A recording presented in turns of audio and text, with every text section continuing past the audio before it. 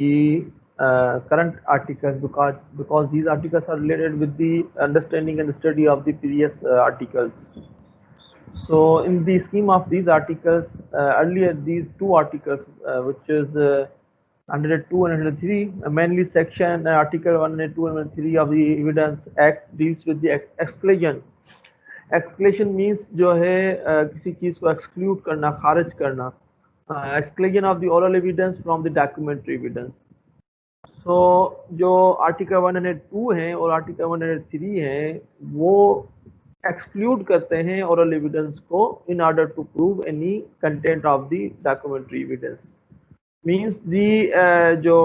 Oral evidence है, verbal evidence के not supersede या के नॉट ओवरलैप दी फैक्ट. अब इसको आप किस तरह जो है परसीव करेंगे, जिस अगर कोई डॉक्यूमेंट है उसमें लिखा हुआ है कि दो पार्टीज ने आपस में कोई कॉन्ट्रैक्ट किया और किसी घर का या किसी गाड़ी का उसने इसकी कीमत जो रखी है वो 10 लाख रुपए रखी है. ये डॉक्यूमेंट के कंटेंट्स हैं, वो कोर्ट के सामने है, लेकिन ओरल एविडेंस में जो है वो विटनेस कहता है कि नहीं सर ये 10 लाख नहीं, ये 20 लाख है. तो कोर्ट नॉट विल कंसीडर जो है oral evidence, but court will consider documentary evidence whatever written the document. ये इसका जो है मफहूम है, इसकी मीनिंग है. तो डॉक्यूमेंट्स जो जिस तरह ब्रेक से पहले जो है डॉक्यूमेंट्स वॉलंटरी भी हम बनाते हैं और कुछ बाय लॉ जो हैं those are has to be registered. जो जिस तरह मैंने आपको उससे पहले भी डॉक्यूमेंट्स की जो एग्जीक्यूशन किस तरह होती है, डॉक्यूमेंट रजिस्टर्ड होता है, अटेस्ट होता है और डॉक्यूमेंट जो है किसी ऑथ कमिश्नर से उसका जो है ओथ अफर्मेशन होती है. तो इस तरह के डॉक्यूमेंट्स जो है वो हर किसी की अपनी नौयत होती है, हर डॉक्यूमेंट रजिस्टर्ड नहीं होता, लेकिन जो डॉक्यूमेंट रिक्वायर्ड है बाय लॉ उसको लिखा जाए. जो इस तरह कोई प्रॉपर्टी है उसकी वैल्यूएशन 100 से ज़्यादा है, अगर इसकी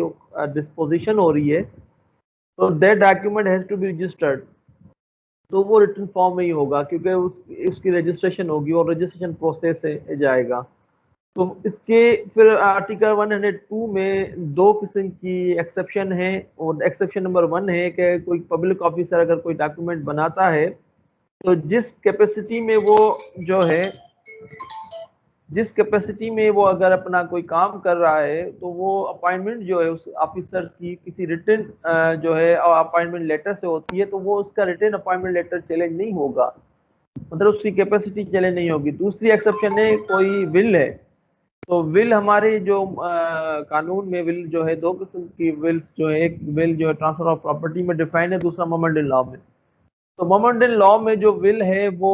उसके लिए कोई गवाह होना या विल जो है उसके लिए कोई रिटन विल डीड होना कोई लाजमी नहीं है.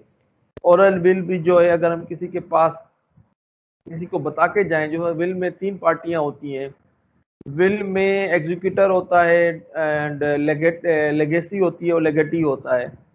तो ये पार्टीज होती हैं विल में. तो विल का जो लॉ है तो ये एक्सेप्शन उससे रिलेटेड है कि उसमें कोई जो है उससे भी जो है आप विल को भी अगर कोई विल एडमिटेड है तो उसको लिए भी कोई डॉक्यूमेंट रिक्वायर्ड नहीं होता. ये दो एक्सेप्शन है. और फर्दर एक्सप्लेनेशन 3 एक्सप्लेनेशन है 101 और 2 में कि अगर कोई डॉक्यूमेंट जो कि बहुत सारे डॉक्यूमेंट्स पे बना हुआ है, कोई एक एग्रीमेंट है जिसके 10 पेजेस हैं, all 10 pages has to be produced as primary evidence. लेकिन दूसरी एक्सप्लेनेशन उससे डिफरेंट है कि एक जैसा अगर कोई डॉक्यूमेंट रजिस्टर्ड एक से ज्यादा डॉक्यूमेंट्स पे बनाया गया हो, जिस तरह 10 पार्टीज हैं वो किसी प्लाजा में रहती हैं और उनके साथ डिफरेंट उनके साथ एक ही किस्म का जो है या एक ही मकान में, फॉर एग्जांपल 4 पार्टीज हैं जो हैं वो किसी एक ही मकान में उनका एग्रीमेंट हुआ है किसी के साथ और उसकी एक ही कॉपी सबको सप्लाई की गई है और सब एक ही जैसी ओरिजिनल है, तो सबका प्रोड्यूस करना जरूरी नहीं है. कोई एक ही जो है वो कंक्लूसिव एविडेंस है उसको डॉक्यूमेंट एविडेंस को प्रूव करने के लिए. ये तो इसकी जो है एक्सेप्शन और फिर उसकी एक्सप्लेनेशंस हैं. लेकिन जो फिर उसके बाद जो दूसरा आर्टिकल है आर्टिकल 103 वो जो है कंप्लीटली एक्सक्लूड करता है ओरल एविडेंस को. कंप्लीटली जैसा वो जो है फर्दर जो है आर्टिकल 102 को स्ट्रेस करता है कि there is the only way you can prove the contents of the document. There are primary documentary evidence or secondary evidence, documentary evidence. There is no any other way. ये इसके contents हैं article number 3 के, लेकिन फिर उसने उसको 6 provision में under the 6 circumstances the that extend you can जो है प्रोड्यूस ओरल एविडेंस, वो उस डॉक्यूमेंट की वजूद को चैलेंज करें, इनवैलिडेट करें कि ये डॉक्यूमेंट जो है that is not genuine, fraudulent है, उसकी या तो इंटिमिडेशन पे है या थ्रेट पे है, अनड्यू इन्फ्लुएंस में है। जिस तरह कोई आप कॉन्ट्रैक्ट एड में पढ़ा होगा कि कोई अगर कोई कॉन्ट्रैक्ट जिसमें जो है कॉन्ट्रैक्ट नहीं है तो उसके कौन से सर्कमस्टेंसेस हो सकते हैं, तो उसमें फ्रॉड, कोरिजन, ये चीजें आपने पढ़ी। इस किस्म का कोई कॉन्ट्रैक्ट हो तो उसमें ओरल एविडेंस के उसको जरिए उसको इनवैलिडेट किया जाता है। फिर दूसरा प्रोवियो जो आर्टिकल 183 का है कि the existence of any separate oral agreement, अगर आप अब उस ये भी जो प्रिंसिपल है ये भी रिलेटेड विथ कॉन्ट्रैक्ट एक्ट। आपने कॉन्ट्रैक्ट एक्ट में जो है एक एग्रीमेंट बन गया, तो अगर उस एग्रीमेंट की कंटिन्यूएशन में कोई रद्दोबदल होता है या उसमें कोई चेंजिंग होती है या कोई एडिशन होती है जिसको हम नोवेशन ऑफ कॉन्ट्रैक्ट कहते हैं, तो कॉन्ट्रैक्ट ओरल भी होता है, लेकिन जरूरी नहीं है कि अगर जो अगर जो बुनियादी डॉक्यूमेंट वो रिटन में है, फर्दर जो आप कोई इसमें रद्दोबदल करें तो वो ओरल हो, तो that will be the separate agreement. तो उसके प्रोविजन 2 जो है आर्टिकल 183 का, that tells us that make us understand the existence of the any separate oral agreements to matter on which a document is silent and which is not inconsistent with its terms may be proved in considering whether or not this provision applies. The court shall have regard to the degree of formality of document. तो अगर original document के साथ कोई oral assertion है या उसमें कोई oral चीजें हैं तो that can be prove by the oral evidence, लेकिन उस डॉक्यूमेंट की जो ओरिजिनलिटी, उसकी कंटेंट्स है, वो जो है डॉक्यूमेंट्री एविडेंस के जरिए ही प्रूव होंगे। तीसरा प्रोविजो है इस आर्टिकल का, the existence of any separate oral agreement constituting a condition president. अच्छा, अगर फॉर एग्जांपल डॉक्यूमेंट देखें, हमारा जो माहौल है, जिस मुआशरे में हम रहते हैं, इसमें बहुत सारे ऐसे डॉक्यूमेंट्स बनते हैं पार्टीज के दरमियान में, जो है नॉर्मली वो इस तरह नहीं, वो पार्टी का एक समय मकसद नहीं होता, वो ऐसे बने बनाए डॉक्यूमेंट होते हैं, उसको फॉर्मेलिटी के तौर पे जो है उनको हम बनाते हैं, बल्कि उसमें वो मकसद अचीव नहीं करते।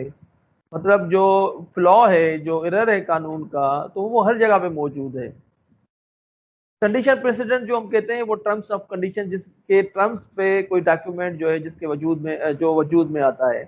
जिस तरह कोई घर लिया जाता है तो उसके भी कोई टर्म्स एंड कंडीशन होंगे, गाड़ी लेने के, कोई लोन लेने के,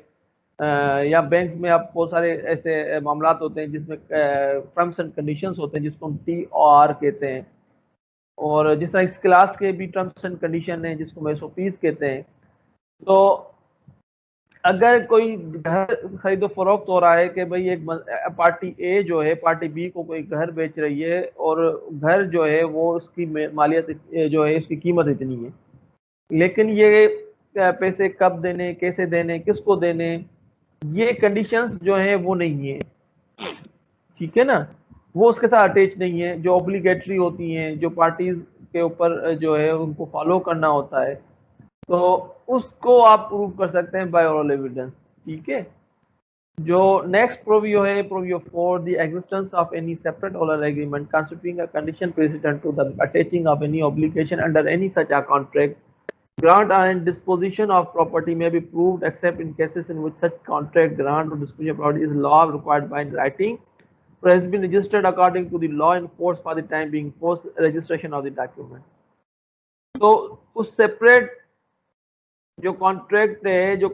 कंडीशन प्रेसिडेंट जो अटैच है किसी भी ऑब्लिगेशन का किसी भी कॉन्ट्रैक्ट के साथ, कि कोई भी प्रॉपर्टी डिस्पोजिशन हो रही है, डिस्पोजिशन ऑफ प्रॉपर्टी का मतलब उसको उसकी जो है उसकी नेचर को चेंज करना, उसकी कंडीशन को चेंज करना, उसकी पोजीशन को चेंज करना, उसके टाइटल को चेंज करना, तो अगर वो उसका कोई एग्रीमेंट बन रहा है तो उससे रिक्वायर्ड दो किस्म के डॉक्यूमेंट बनते हैं, एक वॉलेंटरली पार्टीज आपस में बनाती हैं, दूसरा रजिस्टर्ड डॉक्यूमेंट बनता है। प्रोविजन नंबर 5 है कि एनी यूजेज और कस्टम, अच्छा ये कि अगर देखें कुछ हम जिस मुआशरे में रहते हैं कुछ काम हम अपने कानूनी रिक्वायरमेंट के मुताबिक करते हैं, कुछ हम अपने रीत और रवाज और असूली जो एक हमारे कस्टम होते हैं उसके मुताबिक करते हैं। तो अगर डॉक्यूमेंट बनाया गया है लेकिन जो कंडक्ट ऑफ पार्टीज जो रवाज होता है, कस्टम होता है, कस्टमरी जो नॉर्म्स होते हैं वो मेंशन नहीं की जाती, वो समझी जाती हैं, वो अंडरस्टैंड और परसीव की जाती हैं, वो अंडरस्टूड होती हैं। तो कोई कस्टम या कोई रवाज जो है उसको प्रूव करने के लिए कि भाई वाकई इट इज जो है कस्टम या ऐसे ही जो है इसको बताया जा रहा है। तो कस्टम किस डेफिनेशन में आता है? कोई एक्ट जो है आप अपने प्रेडिसेसर से कंटिन्यूसली उसको उसी तरीके से अगर आप करें तो वो कस्टम कहलाता है, अगर उसमें कोई ब्रेकिंग है तो वो कस्टम के जुमरे से हट जाता है। तो फिर प्रोवियो 6 है कि एनी फैक्ट में be proved which shows in what manner of language of the document. अब इंटरप्रिटेशन, ये it is very much important जो है, it is very much important जो प्रोवियो 6 कहता है कि इंटरप्रिटेशन जो डॉक्यूमेंट जो बनाया गया है उसको जो है उसके कंडक्ट को पार्टीज जब बना रही थी उस वक्त उनका इंटेंशन क्या था, what is the intention of the parties, that is the actual interpretation. कि ये जो डॉक्यूमेंट है इसका मकसद जो है, पार्टीज का जो इंटेंशन था वो ये था, उस इंटेंशन को जाहिर करना, उस इंटेंशन को बताना, that is the actually the role of advocate के उसके एक एक लफ्ज को, उसकी मीनिंग को और उसके इम्पैक्ट को जो है कि पार्टीज ने इसलिए ये इस तरह लैंग्वेज लिखी है क्योंकि हर कोर्ट के सामने हर लफ्ज की कोई ना कोई एक मीनिंग होती है। तो हमें जो अल्फाज का चुनाव होता है, वकील जो है जिस तरह शतरंज में जो बारी होती है उसमें किसी प्यादे को आप जिस तरह मूव करते हैं उसका चुनाव इम्पॉर्टेंट होता है, तो इसी तरह जब आप केस बनाते हैं या कोई केस प्लीड करते हैं तो उसमें अल्फाज जो इस्तेमाल होते हैं उनका भी सिलेक्शन जो होती है वो बहुत इम्पॉर्टेंट होती है। उसकी मीनिंग, उसका कंटेक्ट, उसकी इम्पोर्टेंस जो है उससे आप अपने केस को किस तरह लेके जाते हैं, that will make the difference.